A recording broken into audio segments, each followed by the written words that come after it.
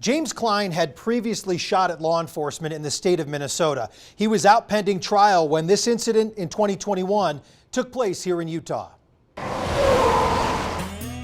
A desolate stretch of I-15 in Juab County. We relive this every day. He's taking your car! It's something that plays through my mind every time I drive through there.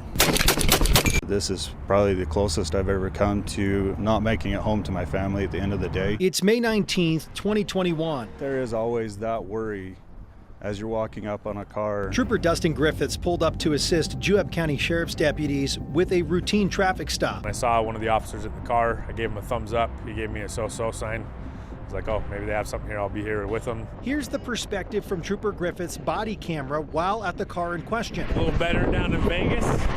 It's a long drive just to hope for a little luck, huh? The driver of the car had already been put into the Juab County Sheriff's vehicle. Deputies removed the female passenger as they searched the car. That's definitely not her. Not even. The driver, James Klein, was in the front seat of the Juab County patrol car without handcuffs. Stay there. Hey, he's taking your car.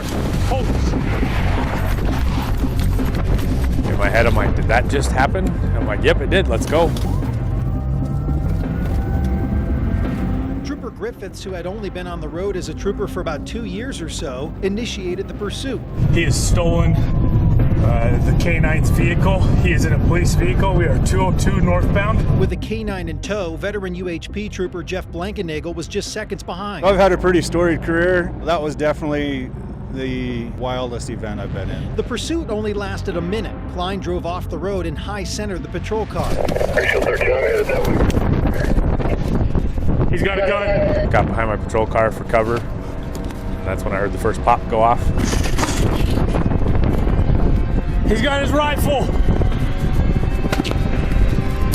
Comes out with the rifle and starts cracking rounds off right away.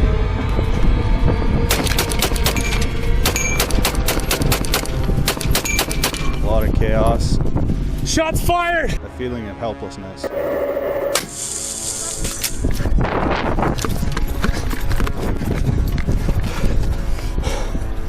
As other people ventured into the scene and just not having the power or the capabilities to prevent bad things from happening. Affirm he's attempting to steal someone's vehicle.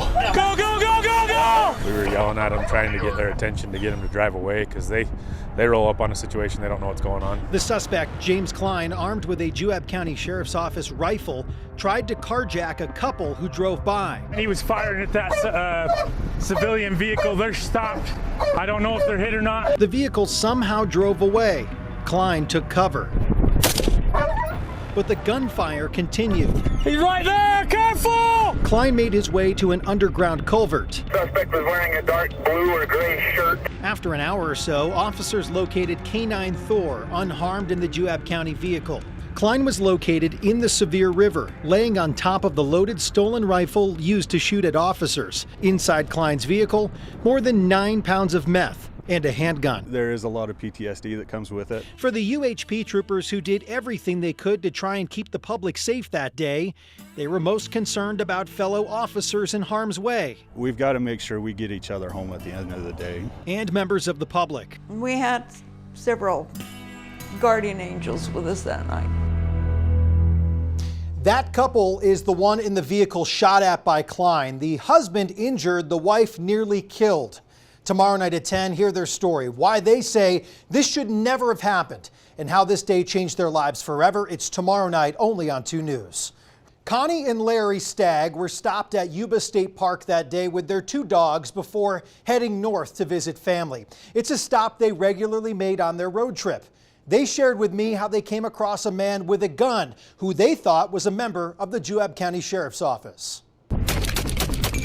As UHP troopers Dustin Griffiths and Jeff Blankenagel exchanged gunfire with James Klein, Connie and Larry Stagg were driving back to the freeway to continue their road trip. Affirm he's attempting to steal someone's vehicle. Go, go, go, go, go! I rolled the window down to ask him what was going on, and all I seen was a gun barrel come through the window. I knew he wasn't a cop. James Klein, who minutes earlier stole a Juab County Sheriff's vehicle, using a Sheriff's Office rifle to try and carjack Connie and Larry Stagg's SUV.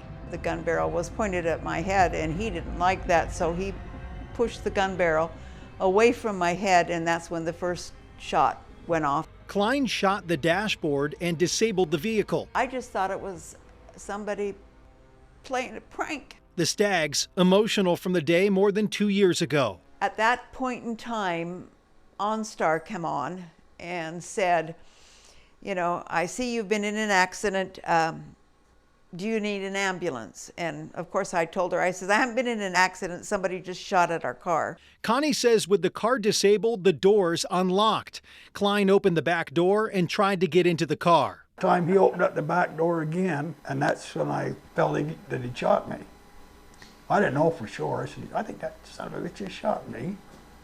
And he was still shooting. After a few minutes, Connie was able to start the car again and slowly drive away while Klein kept shooting at the car before taking cover behind the sheriff's vehicle. I pulled over and I backed up as close to that semi as I could.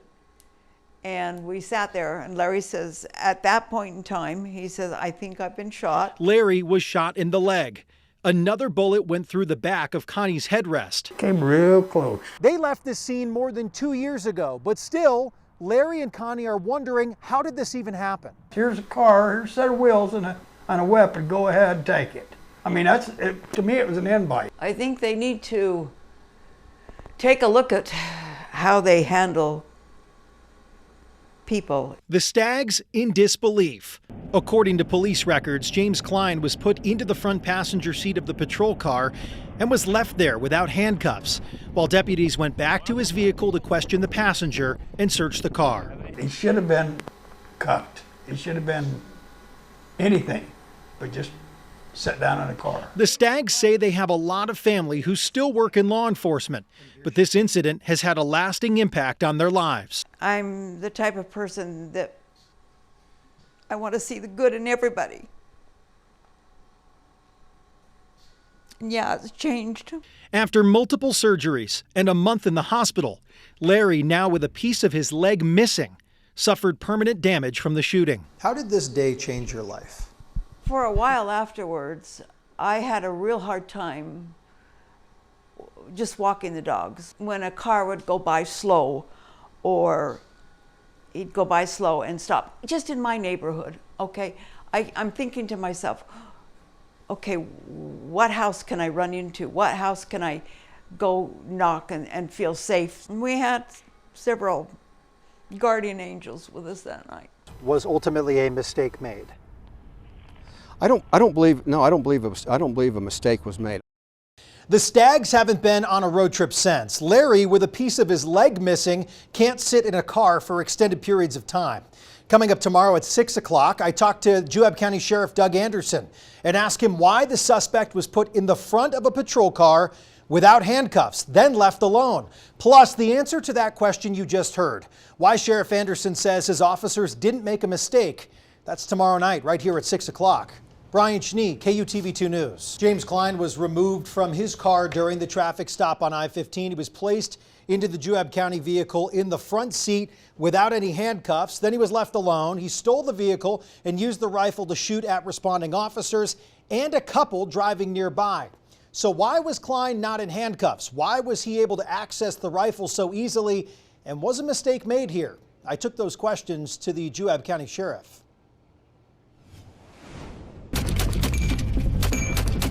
Shots fired! A shootout between an armed suspect with two UHP troopers trying to put an end to the violent and dangerous situation. We got cars coming up. Yeah. Innocent drivers caught in the crossfire. We just slowed down to get onto the exit. We couldn't see anything going on. But at that time, a gentleman exited the sheriff's vehicle and started up the hill towards us. Here's dashcam video from the stolen Juab County vehicle. James Klein, armed with a Juab County rifle, making his way to the car that pulls up. Affirm he's attempting to steal someone's vehicle. Go, go, go, go, go! Connie and Larry Stagg were in the car. Klein had them at gunpoint. The gun was pointing at her head. I grabbed the gun barrel and shoved it. Their lives on the line. Just to clarify, I think it's pretty evident this could have been avoided from the beginning, correct? Yes. Stay there. Hey, he's taking your car. Hold this. Juab County Sheriff Doug Anderson answering our questions about how this happened in the first place. Why wasn't James Klein in handcuffs at the time of him being detained from the vehicle? All police officers have, in those types of contacts have got a lot of things to think about. There's legalities, vehicle positioning. You want to make sure it's a safe stop. You got to protect yourself. You got to protect everybody at the scene. How was Mr. Klein able to access the weapon that day? There's a locking mechanism in the patrol cars that secures the weapon. It holds the gun in place, but doesn't require a key to access. You merely hit that switch, and it accesses the firearm in that vertical locking mechanism. Was ultimately a mistake made? I don't believe a mistake was made. I'm not going to say we made a mistake. I'm going to say that we may have lost perception of all the risks involved. Is there anything else you feel you can do today or in the future to prevent something like that from happening as it pertains to how things are handled on the roadside? Reinforcement of our situational awareness. They put him in the car without cuffs, with the loaded weapon. Here's a free ride, feller, take it. Sheriff Anderson told 2 News that deputies were on administrative leave per standard protocol during the investigation. What happened that day, they were later put back on patrol duties. Today, neither officer works for the Juab County Sheriff's Office. Both work for a neighboring agency. Sheriff Anderson told me stemming from that day, quote, counsel was extended to effect some changes, and they've been focusing on training reinforcement. As for James Klein, he was sentenced this summer to 25 years in federal prison. Brian Schnee, KUTV 2 News.